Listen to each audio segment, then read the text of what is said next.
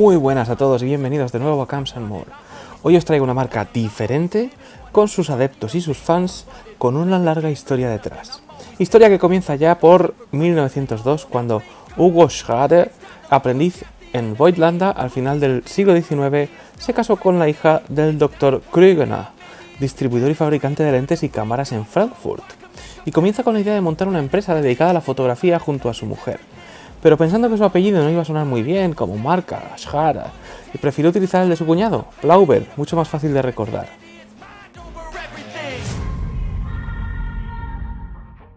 Y así comienza la marca en 1902 con un catálogo de varios productos, pero no es hasta 1912 cuando lanzan la primera Blauber Machina, una cámara con objetivo colapsable con su diseño único de pliegue tipo tijera. Su producción duró 48 años nada menos. Su hijo, Götz, entró en 1925 como aprendiz en la empresa, convirtiéndose más tarde en copropietario junto a su padre, y en 1940 se hizo dueño al 100% tras el fallecimiento de su padre. Llegó la Segunda Guerra Mundial y la fábrica se convirtió en una fábrica de precisión militar que fue bombardeada y muy dañada en 1944. Tras el fin de la guerra, en 1945, produjeron y diseñaron cámaras Peco de monoraíl para estudio. A partir de ahí se sucedieron diferentes cámaras en formatos 9x9, 6x9, 6x6, reflex con obturador de plano focal y otras muchas cosas. Finalmente, en 1975, Schrader decidió vender la compañía a los japoneses Kymyo Doi Group.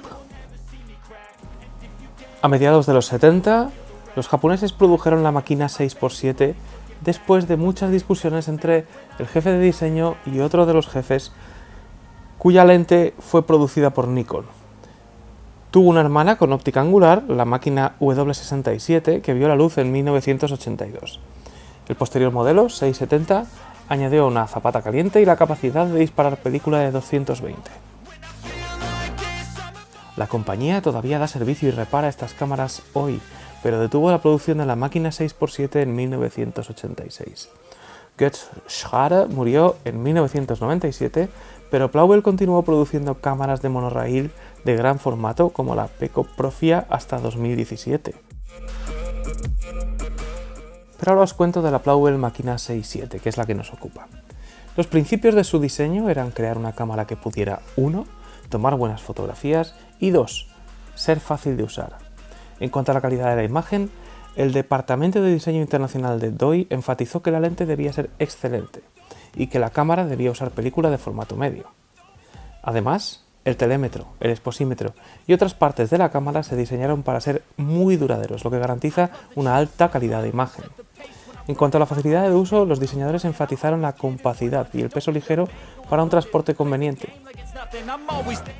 También se dio prioridad a hacer que la cámara fuera fácil de sostener y operar, incluida la ergonomía de la palanca de avance y el tamaño y ubicación de los botones.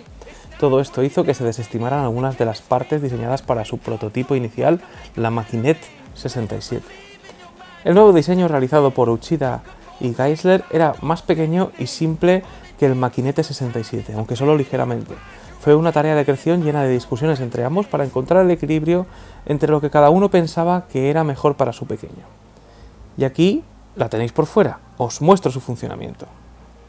Paso a contaros un poquito de la cámara por fuera, como siempre. Aquí tenemos la cámara para que veáis un poco de dimensiones.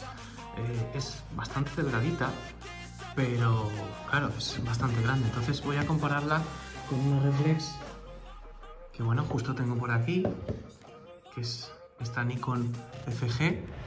Y bueno, podéis ver un poco la comparativa teniendo en cuenta que claro, esto es una cámara de formato medio y esto es una cámara de 35 milímetros. Y además de las que son más pequeñitas, digamos. Pero dicho esto, lo que es el perfil es bastante comedido. Y cuando está con el objetivo plegado, como la veis aquí, la verdad que cabe perfectamente en una mochila pequeñita de fotógrafo. Bueno, yo la he estado llevando en esta mochila que veis aquí, que es bastante delgadita y fenomenal. Entonces, lo primero que tenemos que hacer, obviamente, es abrir el objetivo, para lo cual tenemos este botón de aquí, botoncito rojo, botón que necesitamos presionar, voy a ponerlo así, así lo veis, para extraer la óptica ojo, hasta que hace clic, ¿vale? Una vez hace clic, ya tenemos la óptica plenamente funcional. Y por la parte trasera tenemos el visor, que es bastante grande, funciona muy bien, tiene sus líneas de corrección de paralaje que se van moviendo en función del enfoque y demás, lo cual está francamente bien. Y tenemos este botoncito que es el que activa un exposímetro en el cual vemos un más y un menos en el visor, que nos ayuda a ajustar la exposición, lógicamente. Tenemos la portezuela, que en este caso tiene la apertura en la parte derecha y deja a la vista el interior de la cámara, en la cual tenemos las típicas pestañitas que movemos para poder liberar el canutillo y colocarlo donde corresponde de nuestra película de 120. Para que veáis un poco cómo dispara, os lo enseño por aquí. Vamos a poner una velocidad, bueno, está en una velocidad lenta, en un cuarto de segundo. Ahí lo habéis visto. Esto es la cámara por detrás, una puerta que se siente firme, metálica. Es una cámara bastante recia, bastante pesada. Y vamos a verla por delante. En este caso, pues tenemos el logotipo de Máquina 6.7. Tenemos la óptica, que es un fantástico 80 mm f2.8, que nos da, pues eso, el equivalente a un 50, un estándar, una cosa así. Tenemos la marca Blauvel y la óptica, que en este caso está firmada por Nikkor, y que, bueno, como veis en las imágenes que se está dejando, tiene una calidad bestial.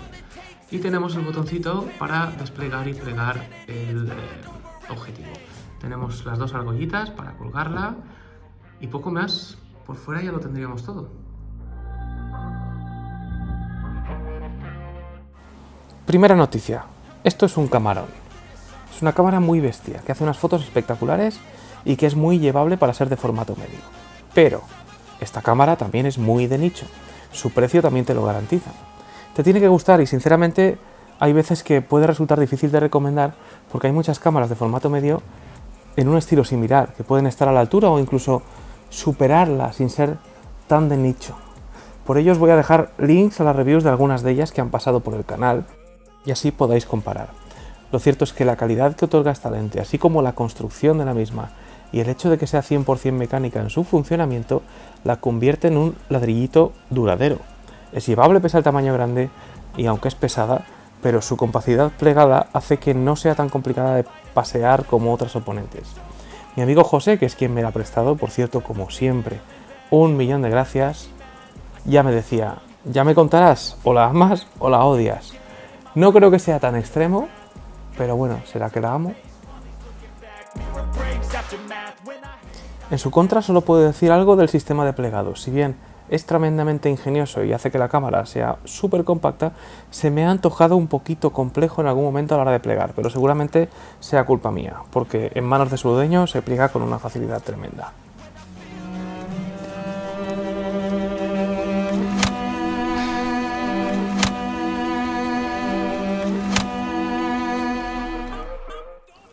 Sin más, como siempre, si te gustó el vídeo, déjale tu like, compártelo, déjale tu gracias y, como siempre, también os dejo el link a mis amigos de Fotogastro González que hacen posibles estos vídeos. Muchas gracias, José, un abrazo a todos, paz.